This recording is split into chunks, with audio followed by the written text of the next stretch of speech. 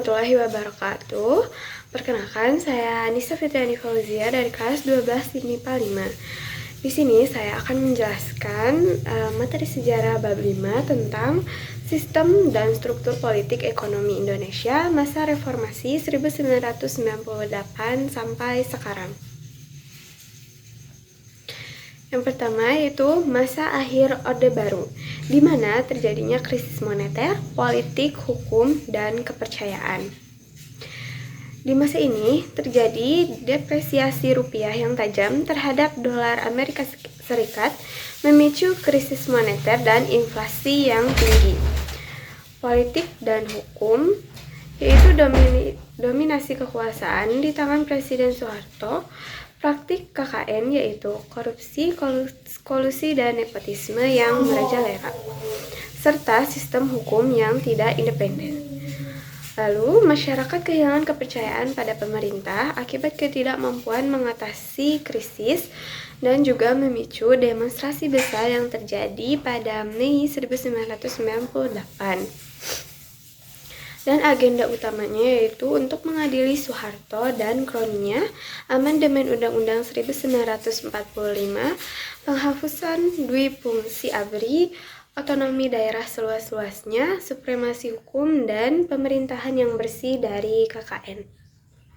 Yang kedua yaitu perkembangan politik dan ekonomi. Yang pertama, pada masa pemerintahan Soeharto pada tahun 1966 sampai 1998. Fokus utama adalah stabilisasi politik untuk mendukung pertumbuhan ekonomi. Di bidang politiknya yaitu ada Dwi Fungsi ABRI, di mana peran militer dalam pertahanan keamanan sekaligus di dalam pemerintahan.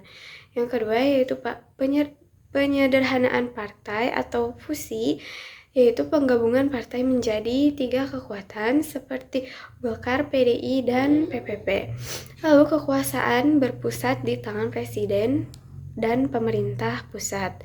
Di bidang ekonominya yaitu ada Repelita, yaitu rencana pembangunan 5 tahun, fokus pada pembangunan infrastruktur dan pertanian. Swasembada pangan, Indonesia berhasil mencapai swasembada beras pada tahun 1984. Lalu yaitu revolusi hijau atau modernisasi pertanian melalui bibit unggul, pupuk, dan juga irigasi. Pada masa akhir jabatan Soeharto, ia jatuh karena krisis moneter 1997 yang berkembang menjadi krisis kepercayaan. Yang kedua yaitu masa pemerintahan B.J. Habibie pada tahun 1998 sampai 1999. Masa transisi yang krusial ini menyelamatkan Indonesia dari kehancuran pasca kerusuhan Mei tahun 98. Di mana dalam bidang politiknya terjadi pembebasan tahanan politik dan mencabut pembedelan pers, penyelenggaraan pemilu 99 yang demokratis dan diikuti 48 partai. Lalu pelaksanaan referendum Timur-Timur yang menghasilkan kemerdekaan bagi wilayah tersebut. Lalu pada masa ini juga Indonesia berhasil menstabilkan nilai tukar rupiah dari 16.000 rupiah menjadi di bawah 10.000 rupiah per dolar Amerika Serikat, dan independensi Bank Indonesia melalui Undang-Undang Nomor 23 Tahun 1999.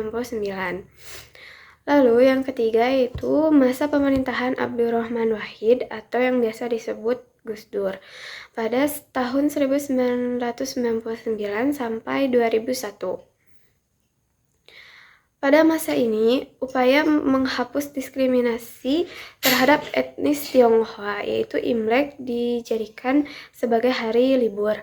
Lalu memisahkan Polri dari struktur TNI agar Polri fokus pada ketertiban sipil. Lalu membubarkan Departemen Penerangan dan Departemen Sosial untuk efisiensi birokrasi. Pada bidang ekonominya yaitu fokus pada desentralisasi fiskal atau keuangan daerah, namun pertumbuhan ekonomi terhambat karena ketidakstabilan politik dengan DPR. Lalu yang keempat, masa pemerintahan Megawati Soekarno Putri pada tahun 2001 sampai 2004.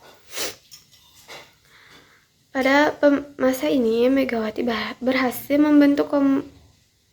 pembentukan Komisi Pemberantasan Korupsi pada tahun 2002.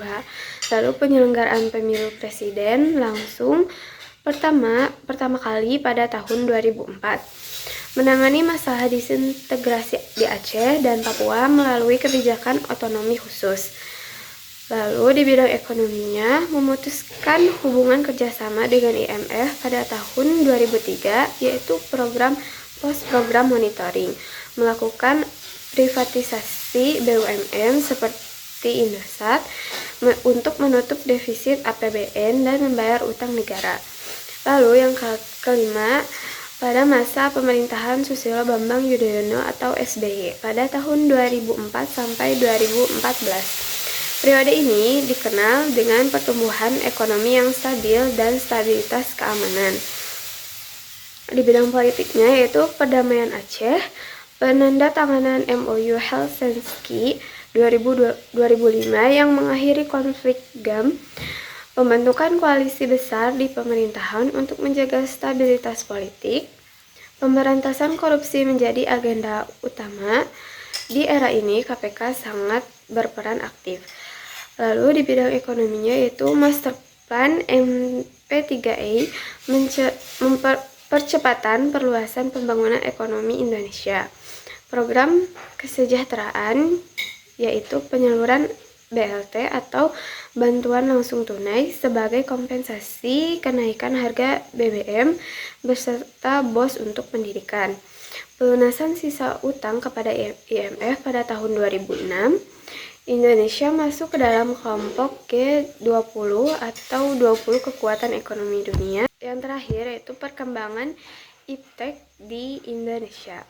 Yang pertama itu Nurtanio atau Industri Dirgantara, dipelopori oleh Nurtanio Pringgowadi Suryo, berkembang di IPTN yang sekarang PT Dirgantara Indonesia di bawah B.J. Habibie memproduksi pesawat seperti CN235. Yang kedua, teknologi komunikasi dan transportasi. Peluncuran satelit Palapa 1976, pembangunan jalan tol Jagorawi, dan pengembangan transportasi kereta api serta laut untuk menghubungkan kepulauan Indonesia. Yang ketiga, revolusi hijau. Upaya modernisasi pertanian melalui panca usaha tani, bibit unggul, pupuk, dan irigasi untuk mencapai swasembada pangan pada era 1980-an. Yang keempat yaitu dampaknya. Mempercepat arus informasi dan mobilisasi barang, namun menimbulkan ketergantungan pada teknologi asing serta dampak lingkungan pada sektor agraris. Cukup sekian presentasi dari saya. Mohon maaf bila ada kesalahan. Semoga bermanfaat. Wassalamualaikum warahmatullahi wabarakatuh.